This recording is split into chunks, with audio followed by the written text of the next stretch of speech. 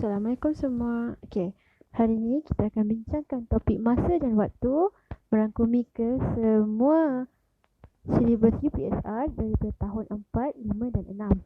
Okey, pertama, apakah itu masa dan waktu?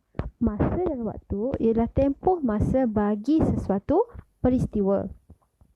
Okey, seterusnya, apa hubungan antara unit masa? Okey, unit masa berhubung daripada saat sehinggalah kepada abad. Kita tengok satu persatu. 1 minit bersamaan dengan 60 saat. Dalam masa 1 minit merangkumi 60 saat. Dan seterusnya, 1 jam bersamaan 60 minit. 1 hari bersamaan 24 jam. Okey. Seterusnya, 1 minggu bersamaan 7 hari. 1 bulan ada 30 hari. 1 bulan juga bersamaan dengan 4 minggu. Dalam 1 tahun, kita ada 365 hari kecuali tahun lompat yang berlaku 4 tahun sekali, kita mempunyai sehari yang lebih iaitu 366 hari. Hari yang lebih ini adalah pada bulan 2 di mana kebiasaannya tahun-tahun yang biasa bulan 2 hanya mempunyai 28 hari. Tapi pada tahun lompat, bulan 2, bulan Februari akan mempunyai 29 hari. Seterusnya, 1 tahun bersamaan 52 minggu dan juga bersamaan dengan 12 bulan. Okey. 1 dekad bersamaan dengan 10 tahun dan akhir sekali 1 abad bersamaan dengan 100 tahun. Okey, seterusnya kita lihat jadual penukaran unit masa. Di sini saya sertakan penukaran unit masa bermula daripada minggu, hari, jam, minit ke saat. Okey. Memandangkan tadi 1 minit bersamaan 60 saat, kita lihat di sini minit ke saat kita perlu darab 60 kerana 1 minit bersamaan dengan 60 saat. Okey. Daripada kiri ke kanan kita harus darab, daripada kanan ke kiri kita harus bahagi dengan nilaian yang sama. Kita tengok daripada minggu ke hari. Minggu ke hari kita perlu darab 7 kerana 1 minggu bersamaan dengan 7 hari. Tapi hari ke minggu kita perlu bahagi dengan 7 kerana 7 hari bersamaan dengan 1 minggu. Saya teruskan. Okey, ini contoh lebih detail hari dan jam. Okey, kita lihat. 1 hari bersamaan dengan 24 jam. Okey, hari ditukarkan kepada jam, kita kena darab 24. Jam ditukarkan kepada hari, kita kena bahagi 24. Contoh yang saya bagi di situ, 2 hari. Cara nak kira untuk ditukarkan kepada jam adalah 2 darab dengan 24 jam. Jadi kita akan dapat jawapan dia 48 jam. Seterusnya, kita lihat contoh yang kedua, penukaran daripada jam ke hari. Contoh, 72 jam untuk ditukarkan kepada hari ialah 72 jam dibahagikan dengan 24. Kita dapat jawapan 3 hari. Okay, saya harap kamu faham setakat itu. Seterusnya kita lihat pada minggu dan hari. 1 minggu bersamaan dengan 7 hari. Minggu ditukarkan kepada hari, kita kena darab 7. Dan hari ditukarkan kepada minggu, kita bahagi dengan 7. Contoh, 2 minggu adalah 2 minggu darab 7 untuk mendapatkan jawapan dia 14 hari. Manakala 14 hari untuk kita dapatkan dalam bentuk minggu, kita perlu bahagikan dengan 7. Jadi 14 hari bahagi 7, kita akan dapat 2 minggu. Berikut adalah contoh bagi tahun dan bulan. 1 tahun bersamaan dengan 12 bulan. Tahun ditukarkan kepada bulan, kita perlu darab dengan 12. Bulan ditukarkan kepada tahun, kita kena bahagikan dengan 12. Contoh di situ, 2 tahun untuk ditukarkan kepada bulan adalah 2 tahun darab 12 sama dengan 24 bulan. Manakala 36 bulan untuk ditukarkan kepada tahun, kita bahagikan dengan 12. Jadi kita akan dapat jawapan 3 tahun. Di sini, dekad dan tahun. 1 dekad bersamaan 10 tahun. Dekad untuk ditukarkan kepada tahun, jadi kita kena darab 10. Untuk tahun ditukarkan kepada dekad, bahagi dengan 10. Contoh di situ, 2 dekad bersamaan dengan 2 dekad darab 10 iaitu 20 tahun. Manakala 20 tahun ditukarkan kepada dekad, kita bahagi 10 iaitu 2 dekad.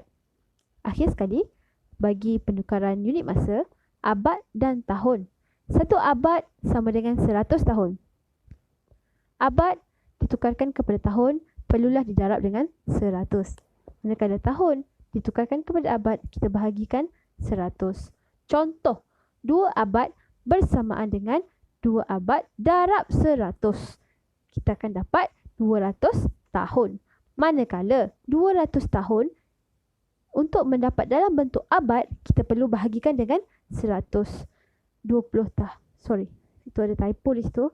200 tahun bahagi dengan 100 tahun adalah 2 abad. Seterusnya, kita pergi kepada cara penulisan sistem 24 jam kepada sistem 12 jam. Okey, sebelum tu saya terangkan kenapa di sistem 12 jam kita letak AM dan PM. Apa itu AM dan PM? Okey, AM dan PM adalah anter-meridian. Anter-meridian, anter bermaksud sebelum, meridian bermaksud tengah hari. Okey, jadi jam yang sebelum tengah hari kita letakkan sebagai AM, iaitu pada pagi.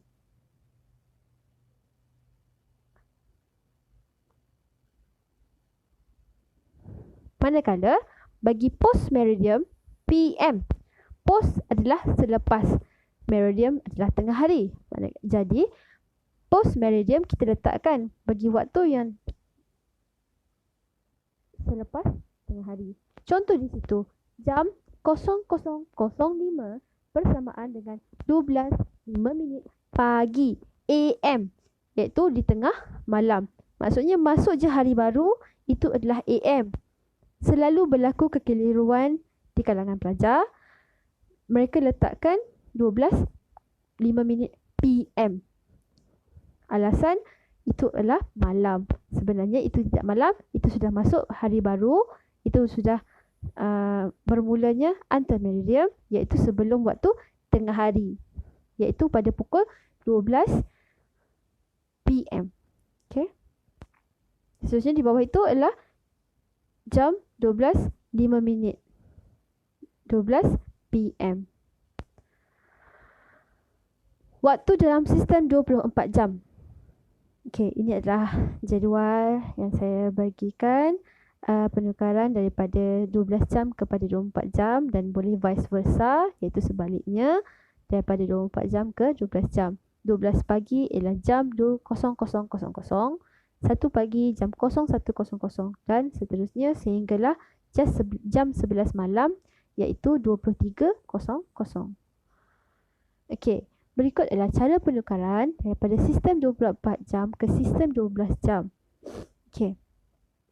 Jika nilai jam melebihi 12, tolakkan dengan 12.00 dan letakkan jawapan dengan unit PM. Okey. Kerana jam melebihi 12, kita dikira sebagai post meridian. Post meridian tadi adalah melebihi waktu tengah hari. Okey. Dan seterusnya, sistem 24 jam kepada 12 jam jika nilai jam kurang daripada 12. Contoh pukul 5.25 pagi. Kita tolakkan dengan 00.00 dan letakkan jawapan dengan unit AM. Ini adalah penukaran daripada 24 jam ke 12 jam. Okey, seterusnya kita pergi kepada tempoh masa. Tempoh masa dapat ditentukan apabila waktu mula dan waktu akhir diberikan. Okey, contoh tempoh masa antara 7.15 pagi dengan 2.05 petang.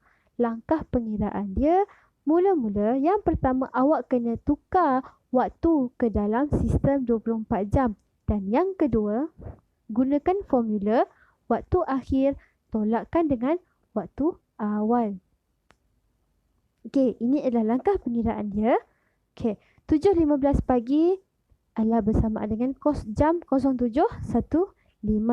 Manakala 2.05 minit petang adalah bersamaan dengan jam 14.15. Okey, itu adalah pengiraan dia. 14 jam 14 minit 05 ditolakkan dengan jam 7 tolak minit 15. Kenapa di situ saya potong dan jadikan 65 kerana 05 minit tidak dapat menolak 15 minit. Jadi, saya pinjam 1 jam daripada 14 di mana 14 menjadi 13 jam dan memandangkan 1 jam bersamaan dengan 60 minit, kita tambahkan 60 minit di minit 05.